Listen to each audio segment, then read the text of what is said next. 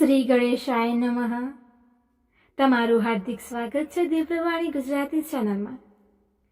આજે આપણે વાત કરવાના છીએ જેનું નામ છે વીરપાસલી વ્રત કથા. વીરપાસલી વ્રત કથા એક ધાર્મિક તથા લોક આસ્થા સાથે જોડાયેલો દિવસ છે. ખાસ કરીને ગુજરાતના ગ્રામ્ય વિસ્તારો તેનું ખૂબ જ મહત્વ છે. આ દિવસે ગામડાઓમાં સ્ત્રીઓ, ખાસ કરીને માતાઓ અને કુમારી કન્યાઓ ધાર્મિક વિધિઓ તથા વ્રત ઉપવાસ કરે છે. વીરપાસલી શબ્દનો અર્થ એ છે કે આ દિવસે વીરો, શૂરવીરો, દેવતાઓ અથવા લોકદેવતાઓને સમર્પિત દિવસ છે. આ વ્રતને પાસલી એટલે કે પાસલાનો તહેવાર પણ કહેવામાં આવે છે. લોક માન્યતા મુજબ આ દિવસે વ્રત કરવાથી સંતાનને આયુષ્ય, પતિને દીર્ઘાયુષ્ય અને પરિવારમાં સુખ શાંતિ પ્રાપ્ત થાય છે. આ દિવસે વહેલી સવારે સ્ત્રીઓ સ્નાન કરીને સફેદ અથવા પીળા વસ્ત્રો પહેરે છે. ઘર આંગણામાં અથવા વાડીમાં ગોળ આકારનું સ્થાન બનાવવામાં આવે છે અને ત્યાં પાસલીનું પૂજન કરવામાં આવે છે. માટીની દીવાદાંડી, ચોખા, કુમકુમ, હળદર, ફૂલ અને ધૂપથી પૂજા કરવામાં આવે છે. કેટલીક જગ્યાએ પાસલીની પ્રતિમા કે લોકદેવતા વીરનું ચિત્ર સ્થાપિત કરી તેનું પૂજન કરવામાં આવે છે. ઉપવાસ રાખનાર સ્ત્રી આખો દિવસ અનાજ ન લઈ શકે, ફક્ત ફળાહાર કરે છે. સાંજે દીવો પ્રગટાવીને વીરદેવની આરતી કરવામાં આવે છે અને કથા સાંભળવામાં આવે છે. તો ચાલો આપણે વીરપાસલીની વ્રત કથા સાંભળીએ. શ્રાવણ માસના પહેલા રવિવારે આ વ્રતનો પ્રારંભ થાય છે અને બીજા રવિવારે પૂરું થાય છે. આજે બહેન ભાઈને ત્યાં જમે, ભાઈ બહેનને યથાશક્તિ ભેટ આપી રાજી કરે છે. એક કણબી હતો. એને 7 છોકરા અને 1 છોકરી હતી. છોકરી પરણાવેલી ખરી, પણ સાસરીમાં વિરોધ થયેલો એટલે કોઈ તેડાવર ન આવતું. 6 ભાઈઓ તો કમાઈ કમાઈને ઘણા ધનવાન થયા અને અલગ રહ્યા. 7મો ભાઈ સૌથી નાનો થયો. તેટલો પરિશ્રમ કરે ત્યારે તેનું પેટ પૂરું થાય. ડોસો, ડોસી, બહેન અને તેની સ્ત્રી બધા ભેગા રહે. ખાનારા ઝાઝા અને કમાવનાર એકલો, એટલે એ નિર્ધજ રહ્યો. બહેનને થયું કે મારાથી બને તો મારા ભાઈને હું ટેકો કરું.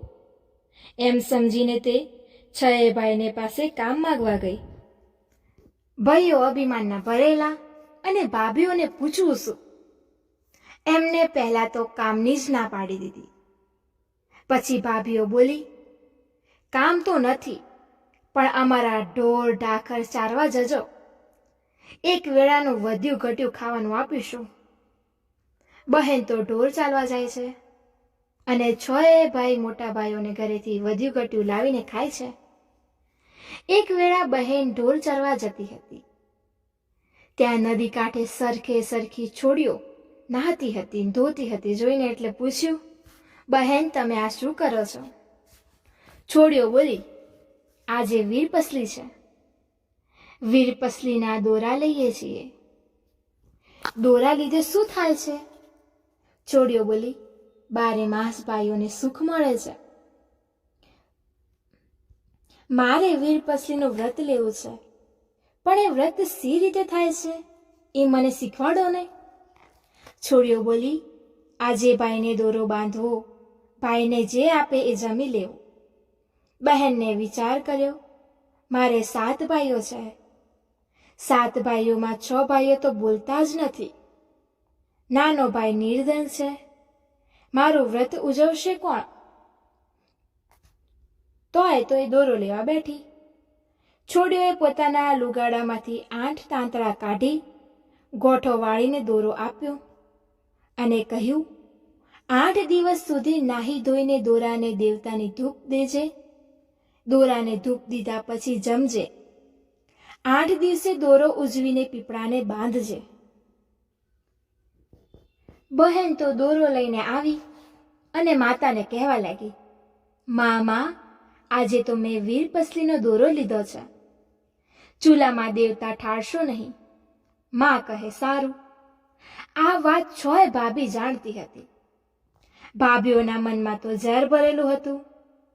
એ તો ચૂપચાપ આવીને ચૂલામાં પાણી રેડી ગઈ અને દેવતા ઠરી ગયો. બહેન તો નદીએથી નાહીને આવી દોરાને ધૂપ દેવતા દેવતા લેવાઈ ગઈ. ત્યાં જુએ છે તો ચૂલામાં પાણી જ પાણી છે. એને થયું કે આવશ્યક આ ભાભીઓના જ કામ છે.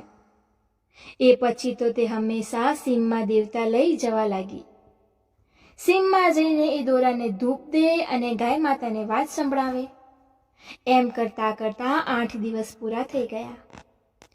આજે વીરપસલીનું ઉજવણું કરવું હતું એટલે તેને માને કહ્યું, માં, આજે તો મારે વ્રતનું ઉજવણું કરવું છે. ભાઈ જે આપશે એ જ જમીશ. એ તો ભાઈઓને ત્યાં ગઈ અને પૂછ્યું, ભાભી ભાભી, મારા ભાઈ ઘરે છે ને? ભાભી છણકામાં બોલી, તારા ભાઈને તું જાણે, હું શું જાણું? બહેન તો ત્યાંથી ચાલી નીકળી. બીજા ભાઈને ઘરે ગઈ, ત્રીજા ભાઈના ઘરે ગઈ, એમ 6 ભાઈના ઘરે જાય છે. એમ 6 ભાઈના બારણે જઈને પાછી ફરી જાય છે. છેવટે એ નાના ભાઈને ત્યાં આવીને ડુસકું મારતા પૂછ્યું, ભાભી, મારા ભાઈ ક્યાં છે? નાની ભાભીએ નણંદબાને બાથમાં લીધા. માથે હાથ ફેરવીને કહ્યું, બહેન, હું જાણતી હતી કે મોટેરા તો બોલશે પણ નહીં. એને બહેનને કહ્યું, તમારા ભાઈ હમણાં જ ખેતરે ગયા છે. માંડ પાંદરે પહોંચ્યા હશે. બહેન ત્યાંથી દોડતા દોડતા જવા લાગી. પાંદરે જઈને જુએ તો ભાઈ તો ઘણા છેટે દેખાય છે. એણે સાથ દીધો, ભાઈ ભાઈ. વીરપસલી. ભાઈ તો ખેતર પાસે પહોંચેલો. બહેનનો સાથ સાંભળીને ઊભો રહ્યો. બહેનની વાત સાંભળીને ભાઈ બોલ્યો, અરે બહેન, હું તો તને શું આપું? મારી પાસે તો શું છે? ભાઈ, તમે જે આપશો એ હું 100 લાખનું કહીશ. એને હું 1.25 લાખનું ગણીશ. બહેન બોલી. ભાઈએ તો બહેનને બી માટે લીધેલા 1.25 શેર કોદરા આપ્યા. એક માટીનું ટેફું આપ્યું અને પછેડીથી છોડીને 1 પૈસો આપ્યો. બહેને કોદરાને ઘઉં માની લીધા, ઢેફાને ગોળ માની લીધો, પૈસાને સોના નાણું માની લીધો. એ તો રાજી રાજી થતી તે ઘર ભેગી થઈ. ઘરે આવીને જુએ તો એના વર એ તેડવા આવેલા. કોઈ દાડે નહીં ને આજે તેડવા ક્યાંથી આવ્યા? એને તો વ્રત ફળ્યું. જમાઈ બોલ્યા, હું તો તેડવા આવ્યો છું. આજને આજ મોકલો, હું એને તેડીને જ જઈશ. સાસુ કહે, એવી તો શી ઉતાવળ છે? ઘણા દાડે આવ્યા છો તો આજે તો દાડો રહી જાઓ ને, કાલે જજો. જમાઈએ હઠ પકડી, ના, હું તો આજે જ તેડીને જઈશ. સાસુએ દીકરીને વળાવળથી ગોઠવણ કરવા માંડી. ઘરમાં જોયું તો દીકરીને આપવા જેવું કાંઈ જ ન હતું. 6 ભાભુને ટીખણ કરાવવાનું મન થયું. એમને ચિથરા, સાવરણી, જૂની ઈંટોણી અને કપડાના ડૂચાનું પોટલું વાળીને નણંદના માથે ચડાવ્યું. ડોસી દીકરીને જમાઈ સાથે વળાહર ઘરે આવી. ત્યારે ડોસીએ થયું કે દેવતા વિના દીકરી દોરાને ધૂપ ક્યાંથી દેશે? દોરાને ધૂપ નહીં દેવાય તો દીકરી મારી ભૂખી અને તરસી રહેશે.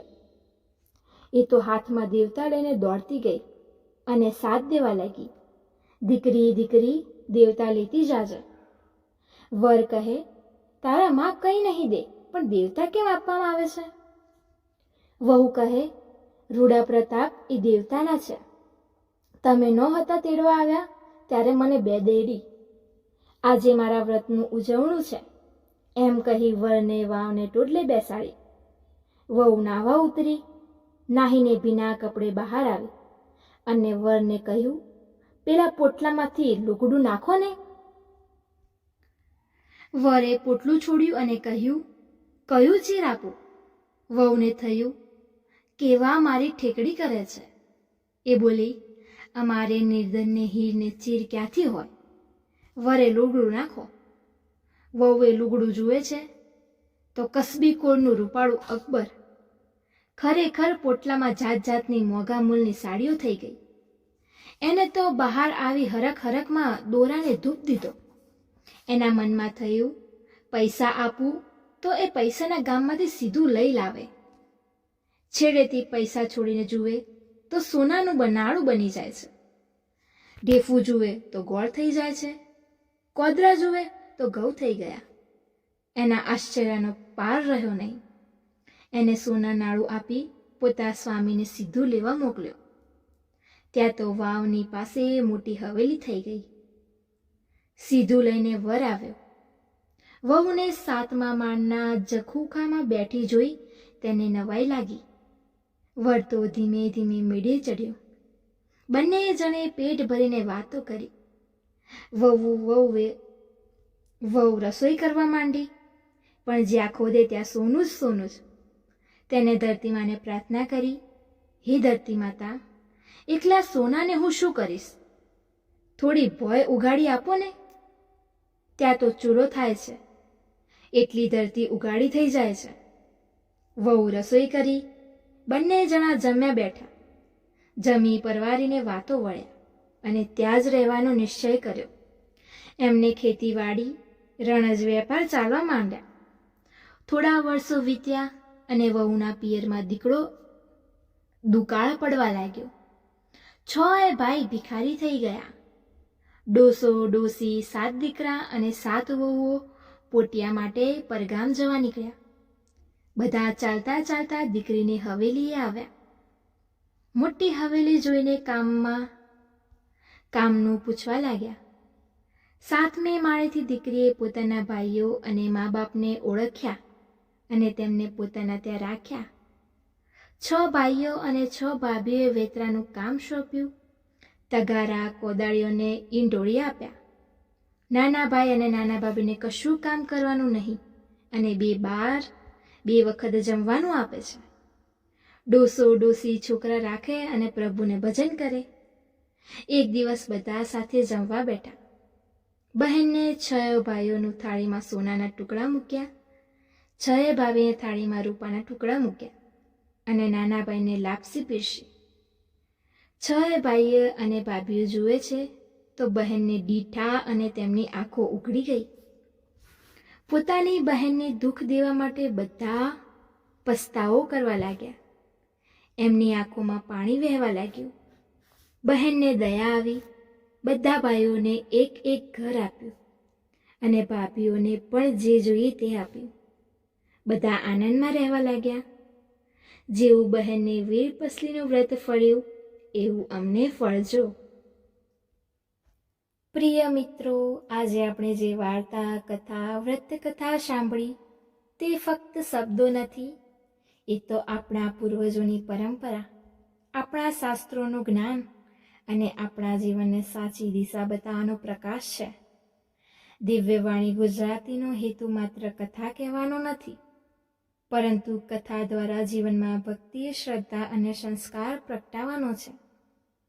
અહીં રજૂ થયેલી દરેક આરતી, સ્ત્રોત, વ્રત કથા કે તહેવારનો મહિમા એ આપણા મનને શાંતિ આપે છે, પરિવારમાં સુખ શાંતિ લાવે છે અને આપણને આપણા ધર્મ સંસ્કૃતિ સાથે વધુ નજીક જોડે છે.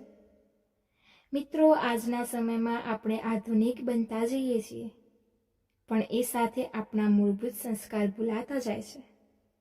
દિવ્યવાણી ગુજરાતીને પ્રયત્ન છે કે આપણી નવી પેઢી પણ વાર્તાઓ સાંભળે, સંસ્કૃતિને સમજે અને ભક્તિથી જીવનને ઉજ્જવળ બનાવે.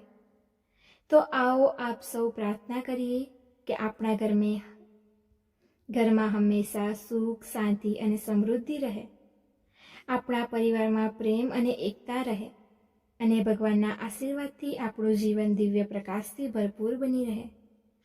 મિત્રો, જો તમને આ કથા ગમી હોય તો દિવ્યવાણી ગુજરાતી ચેનલ સાથે જોડાયેલા રહો. તમારો દરેક પ્રેમભર્યો પ્રતિભાવ અમારા માટે પ્રેરણા છે. અંતે ફક્ત એટલું જ કહું છે, શ્રદ્ધા રાખો, ભક્તિ રાખો, સંસ્કૃતિ સાથે જોડાયેલા રહો, કારણ કે એ જ આપણા જીવનનું સાચું સૌભાગ્ય. જો તમને આ વિડીયો ગમ્યો હોય તો લાઈક કરો, શેર કરો, દિવ્યવાણી ગુજરાતીને સબસ્ક્રાઈબ કરો. તો ફરી મળીએ નવા વિડીયો સાથે. ત્યાં સુધી મારા જય શ્રી કૃષ્ણ.